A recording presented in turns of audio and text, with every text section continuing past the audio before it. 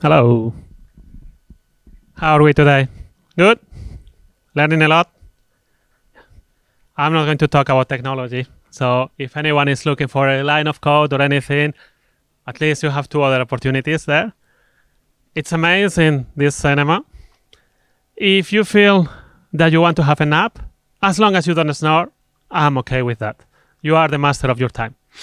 So I'm going to be sharing with you some lessons that I learned after more than 20 years working on IT. I'm Antonio Cobo. I'm a principal consultant at Contino. I believe that nearly all the problems in IT are lack of communication or bad communication.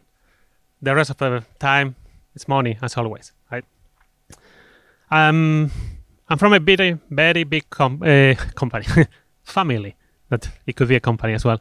I'm the youngest of 7 siblings, and I have 12 years difference with my oldest sister. So my nephew, my first nephew, I was only 11 when he was born, right? And he was always, and he's going to be always for me, my little nephew, even though now he's on his 30s. The reason I'm explaining that is because there was one moment in my life that I'm pretty sure some of you already had, and some of you are going to have in the future. I was lucky enough when I was living in France to work on the same company as one of my sisters. And I remember that day, like if it was yesterday, my sister coming to me, Antonio, yeah, what's happening?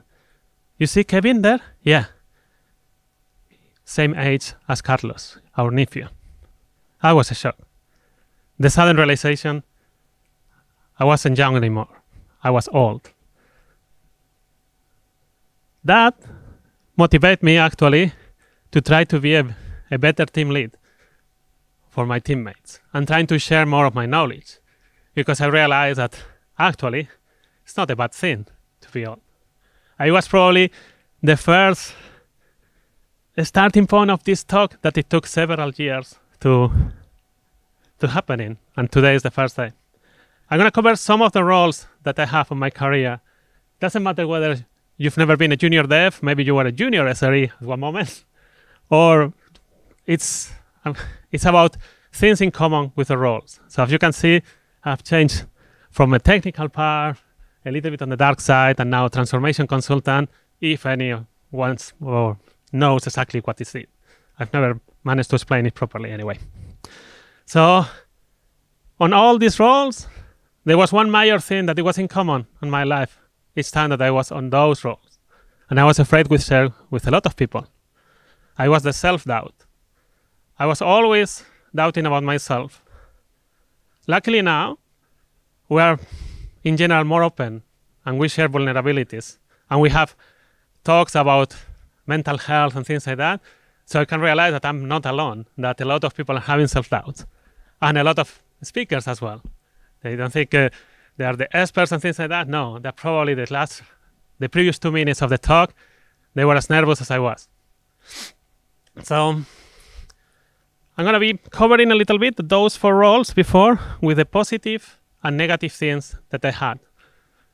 And hopefully you will be reflecting yourself a little bit, you will learn something new, and I'll share some things that I would have loved to know at that time. So when I was a junior developer, I was lucky or unlucky to have in a company that I could have a lot of autonomy, which is really rare when you are a junior developer. And I was learning quite a lot of self-learn, right? And that adrenaline of the first job, we all remember our first job, right? Our first pay. I'm doing things and they're paying for that. That's cool. That's a success in life. Of course, it's not everything like that. One of the negative things for me is I didn't have a senior developer or team lead. It was in the city I was at university. A company decided to hire 32 of us and start a development center there without a senior developer. So as you can see, you can feel a little bit lost.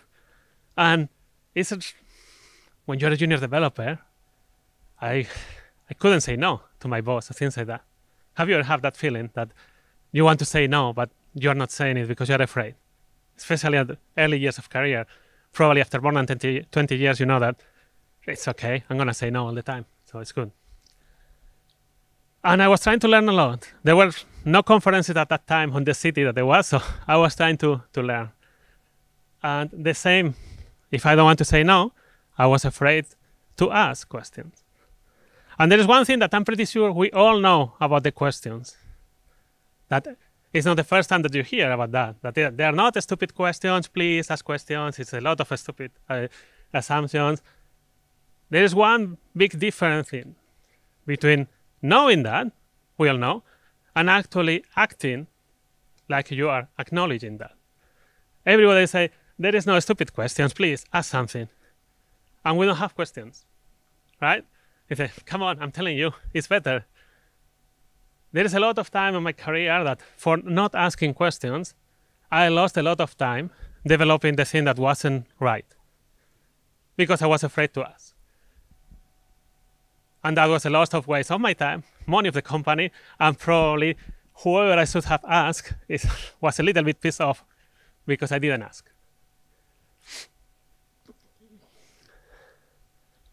I managed to be senior dev and team lead.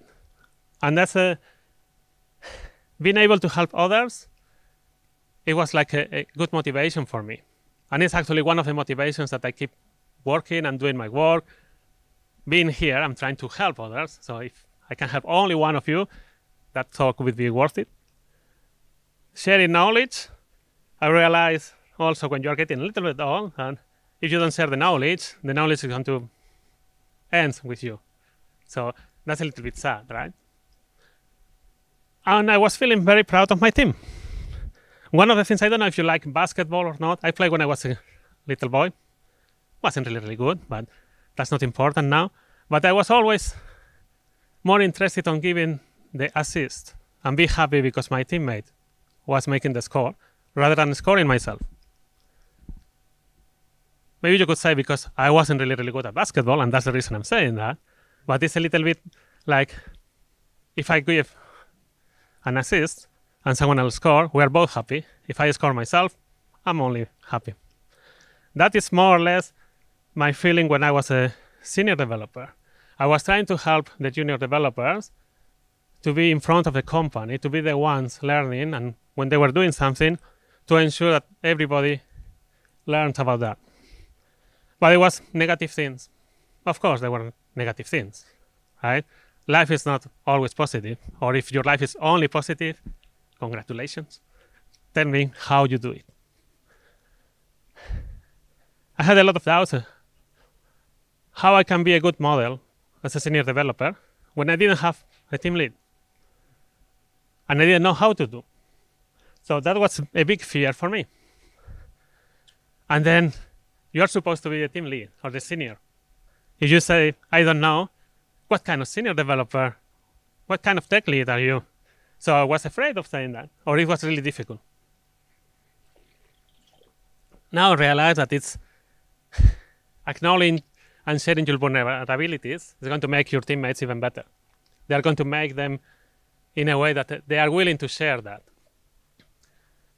It was really difficult for me to find time to learn because I was, and you shouldn't do that, most of my hours helping the rest of my team, and when everybody is at home, I was still at the office. I say, okay, time to do actually what I need to do myself.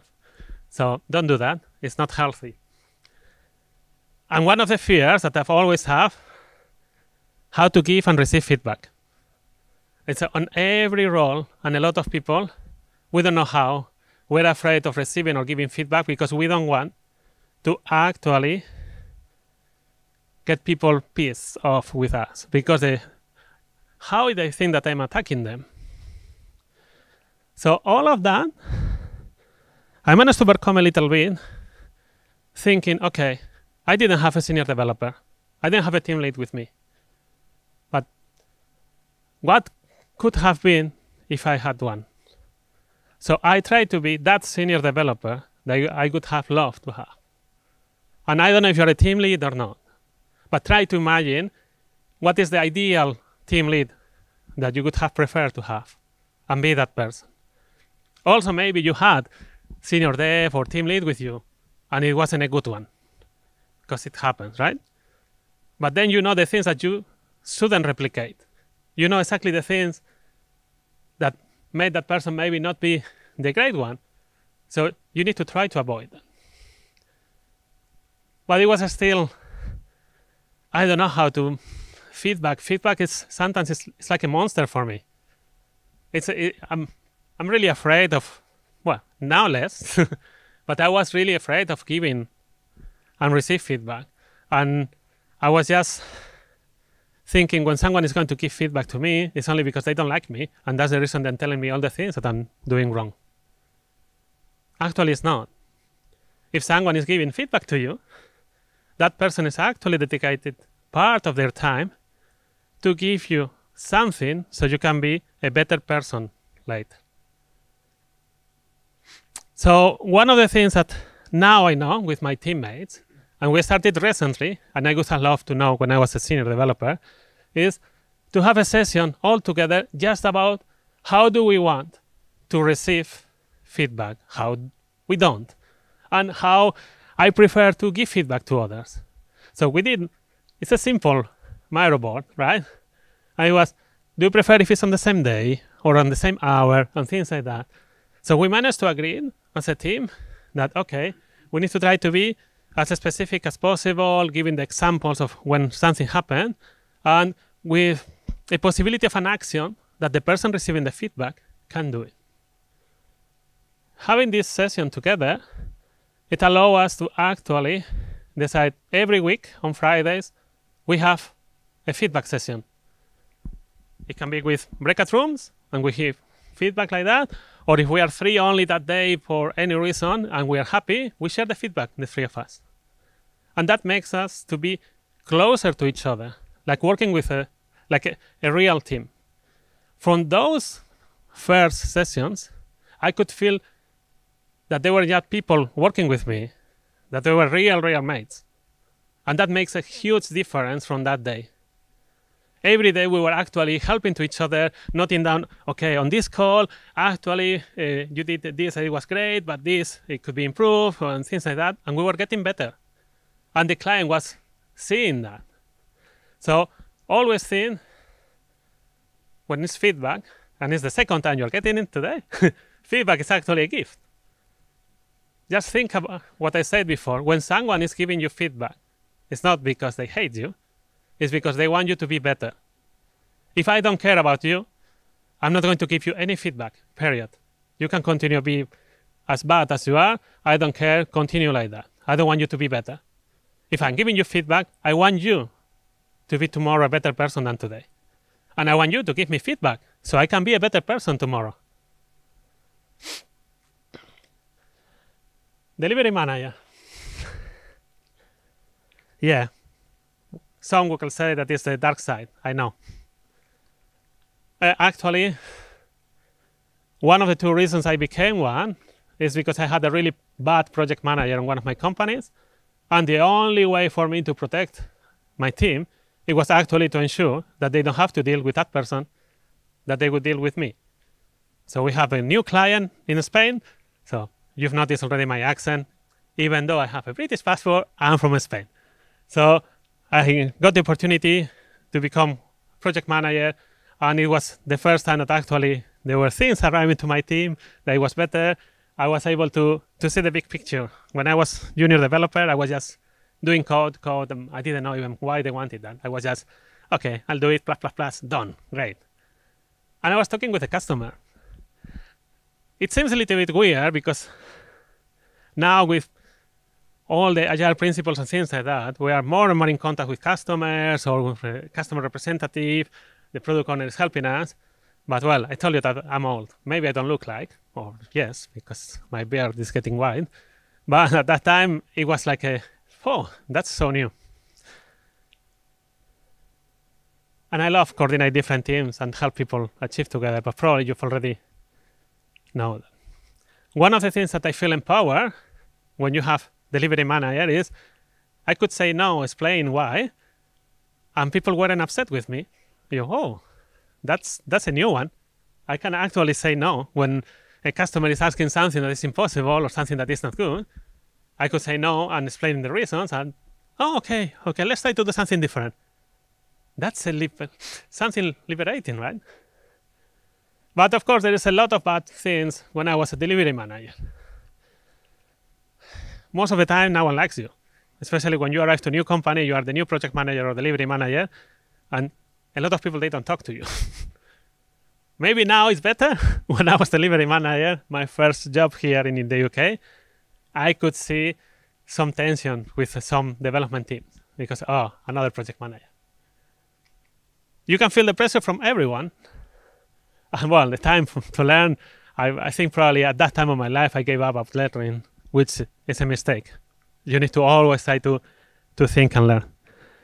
The way that I try to overcome that is allowing people to realize that it's not about the role, or it's about the person and the people. So I was trying to get close to whoever was working on operations or development, and try to understand what they want and talk a little bit with them. And there's a funny thing that I'm going to share with you.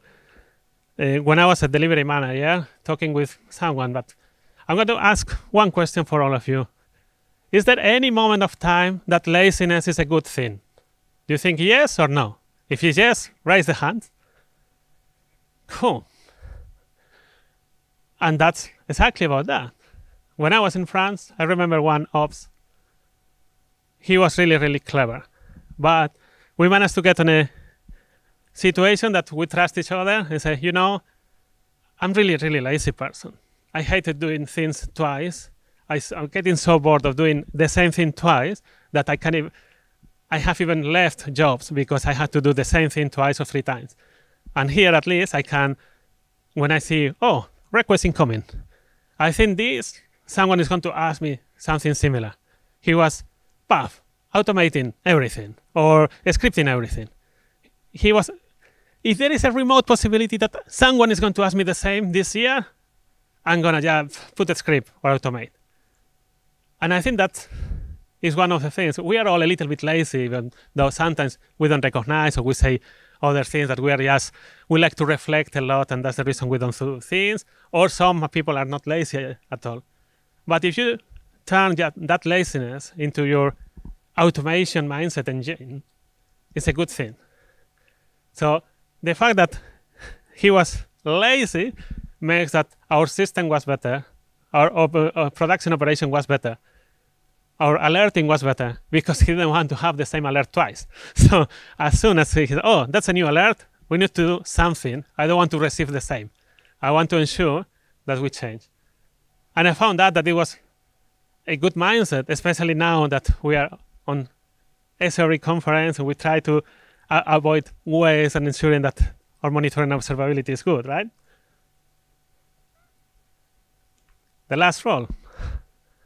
Now I'm a transformation consultant. It's more and more, I realized already in the past, but it's not about the technology, it's about the people, understanding what they want, what are their aspirations, their career aspirations with your teammates as well, and with the clients as well, to understand them. So I spend a lot of time talking with people, and I'm more aware of mental health. Mine first, because now I don't do like I was doing when I was a senior dev, doing hours and hours after office when everybody left, because that's not life. And I'm also trying to stop people for doing that. So I'm more aware also of others, because sometimes you don't realize about your mental health and you need someone to say, this is not great for you. You need to be careful. And I think, I'm not completely sure, to be honest, whether it's because I'm a transformation consultant or my age, but it's something that I try to stress with a lot of my colleagues all the time about the mental health. And well, I'm brave enough to say no, to say I don't know, and to share vulnerabilities. The fact that when you are in a position that is supposed to be, I don't know, on top or not at the bottom of the hierarchy or things like that, and you saw vulnerability, it's helping people to actually realize that it's okay to share things and it's okay not to be okay. I don't know if you were here last year or not, but I gave a talk about imposter syndrome. And on every company that I work, I ensure that I can give that talk internally for all the people. Because even now that it's There are a lot of talks about imposter syndrome and things like that. There are a lot of people that they don't know about that. So be brave, share your vulnerabilities. Be brave to listen to other vulnerabilities. That probably is even harder. And now I'm more aware about I need to learn things. Every day is a learning opportunity. And I'm more conscious about learning and training every year to become better. Of course, there are bad things about being a transformation consultant. The imposter syndrome is still with me all the time. And especially when I go with clients, sometimes I have still that feeling they're listening to me and I'm not sure whether I'm actually the right person for them to listen to me. But, well, I'm dealing with it little by little. And one of the most complicated things, I haven't managed to explain properly to my mom what the heck is my job. So it was easy when I was just a junior developer. I'm just coding, I'm programming. Pretty sure she didn't know exactly what it was, but she was okay with the answer. Now when I try to explain, I say, so they pay you to go there and tell them the things that they can improve. Yeah. Why didn't do that themselves without paying you? Yeah. Well, it's a question for them probably. With all these roles, I realized that I did sometimes in my career thinking and reflecting on my career goals, but I didn't do at the beginning. And it's something that we tend to forget, thinking, how do we want our careers to be in 6 months, in 2 years, or even in 10 years, even though a lot of things that will change, so probably it's going to be very different. And it's something that I try to tell people to do, is you need to think about your life story, because the career is not going to be the same, the career goals for everyone. It depends, how did you get to the point you are in your life? That's your context, right? So mine is living in 3 different countries, a lot of different roles, and things like that. You have a different context. But what is the vision for your future? How do you want to be in some months or in a couple of years? And also, you have some values that you do, or things that you don't want to do in a couple of years. So, for example, I wouldn't mind in my 20s to work for a gambling company. Now I know that it's not something that probably I would enjoy. And it's one of the things that I say to my employers, if I'm a consultant, my preference is not to work for a gambling company. And it's nothing against the gambling company, is my values are not aligned. And if I don't feel that my values are aligned with the customer, I don't think I can be 100% focused on getting them better. My last customer, it was a pharma with a good motto that it was transforming molecules into medicines. And that they wanted to reduce cost, not to earn more, but to make the final price to the customer less, because they needed more. That is a value that I prefer, to be honest, rather than we want our clients to put more money every month, right? And then try to develop a career action plan. I have lived in Spain, France, and UK. When I was in France, it was all my time in junior developer, senior developer, but I didn't feel that it was right on my move to UK. So I changed as a delivery manager when I saw the opportunity to help my teammates, and also because I thought that it was the right move for my career. Then you need to check it regularly and try to do it. You can reflect yourself. There is a lot of website about feedback or career conversations. So like Radical Candor is really, really good. It's about feedback and also about career conversations. And if you are managing people, you can try to have those conversations with the people you are managing. What's your context, your values, your aspiration, your goals? So a little bit of recap about everything that I could have loved to know when I was a junior developer, or at every moment of my career. That I can ask questions all the time. That is better to ask questions. Of course, that you need to be that senior dev that you wanted when you were a junior developer. But it's the same now that I'm a transformation consultant. I have to be that consultant that I would love to have when I was at the company when there were some consultants coming. So it's the same feeling. Transform your laziness into automation. Also in the day-to-day, if you are lazy and things like that, find a way that laziness is going to make you change your way of working.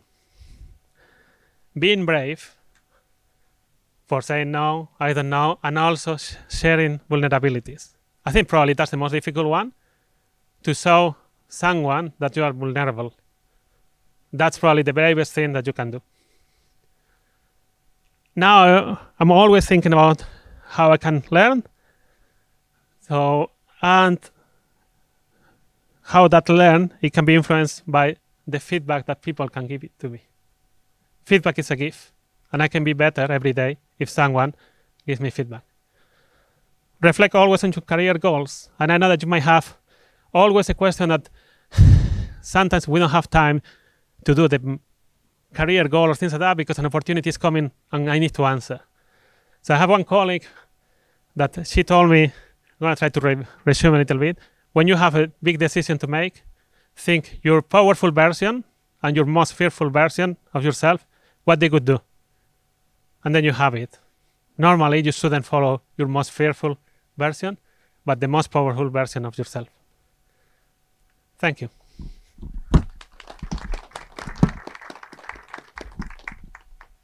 Any question? Knowing that they are not stupid questions. And no question is okay as well.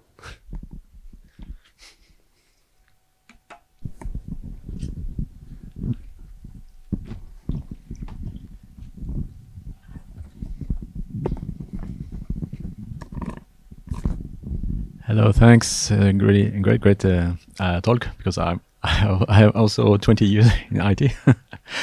So what's for the next 20 years about you? What are you expecting? What are your fears? Well, the fears, I think, is like everybody else, as it was mentioned today once, a lot of big companies are doing layoffs, and my family depends on my salary and things like that. So that's the fear always, especially now. Contino is going to become a part of a big company that is called Cognizant. So I don't know what's going to be that change. But from 1st October, I'm going to be Cognizant consulting. And I'm excited and afraid at the same time. In the short term, well, it's focused on my family. So my daughter is 6 years old. We're hopefully moving to a new house in 1 month. So my career goal is ensuring that for the next 2 years, everything is okay with my family. And then after those 2 years, I'll have a new thought.